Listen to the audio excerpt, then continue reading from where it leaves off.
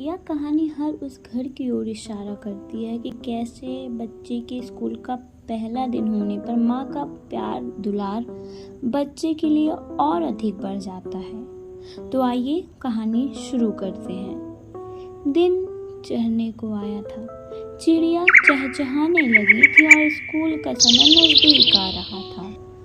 माँ नाश्ता तैयार कर टिफिन में भर दी थी और अब बारी थी मुन्ना को उठाने की।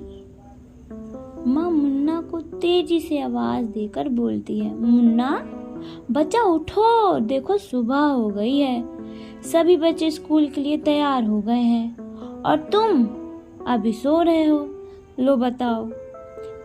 तभी आंखों को मलते हुए मुन्ना बोलता है, मम्मा मुझे स्कूल नहीं जाना है।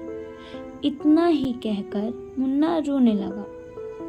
माँ आती है, बड़े प्यार दुलार से समझाती है, अच्छा मेरे बच्चे को स्कूल नहीं जाना, मेरा बहादुर बच्चा है, जाएगा क्यों नहीं, डरता थोड़ी किसी से है। और वहाँ नए नए दोस्त भी तो मिलेंगे, नए नए अध्यापक भी तो मिलेंगे।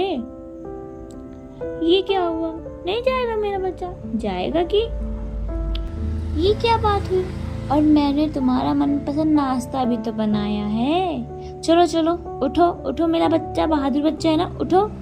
इतना कहकर माँ ने मुन्ना को नहलाया खिलाया और तैयार कर दिया। अब बारी थी मुन्ने के स्कूल जाने की। माँ सभी चीजों को बैग में रख ही रही थी, तभी वह तेजी से दौड़कर मुन्ने को गले से लगा कर बोलती है, रोना मत मुन्ना। इतना बोलकर कहती है, आज ही सुनते हो, अच्छे से ले जाना मेरे मुन्ना को, अगर वो रोए तो घर वापस लेते आना, जबरदस्ती स्कूल में मत छोड़ना।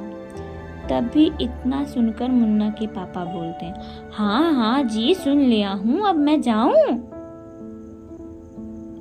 इतना कहकर स्कूल लेकर चले जाते हैं। समय बीतता गया, माँ की नजर हर पल घड़ी की ओर जा रुकती और सोचने लगती कि कहीं मेरा बच्चा रो तो नहीं रहा होगा, खाना खाया होगा या नहीं खाया होगा, उसको मेरी याद तो नहीं आ रही होगी। मैं भी कितनी पागल हूँ, इतनी छोटी सी उम्र में इसको स्कूल भेज दिया।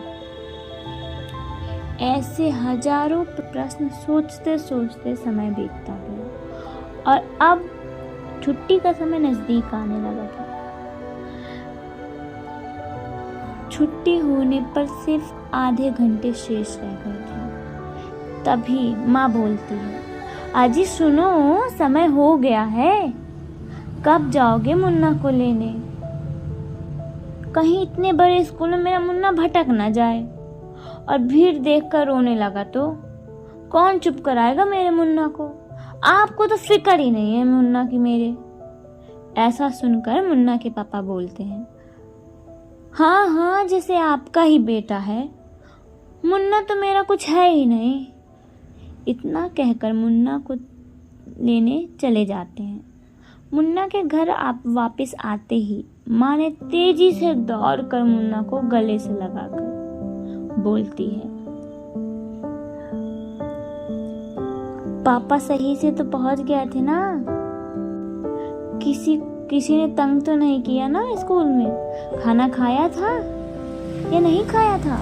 इतना कहकर माँ उसे अपने आंचल से चेहरे को पोंछने लगती हैं और बोलती हैं, तू हवा ले, मैं खाना लाती हूँ तेरे लिए। मुन्ना चुपचाप हाँ में हाँ मिलाता गया।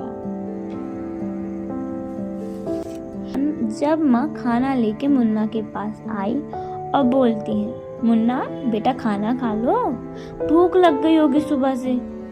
तब भी मुन्ना बोला, मम्मा मुझे खाना नहीं खाना, जब आप स्कूल नहीं भेजोगे तभी मैं खाऊंगा खाना।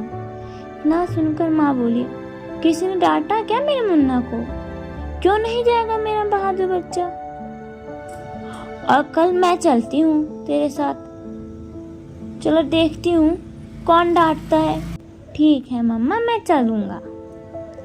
माँ की दुलार यूं दो लाइनों में लिखा जाना मुमकिन नहीं है।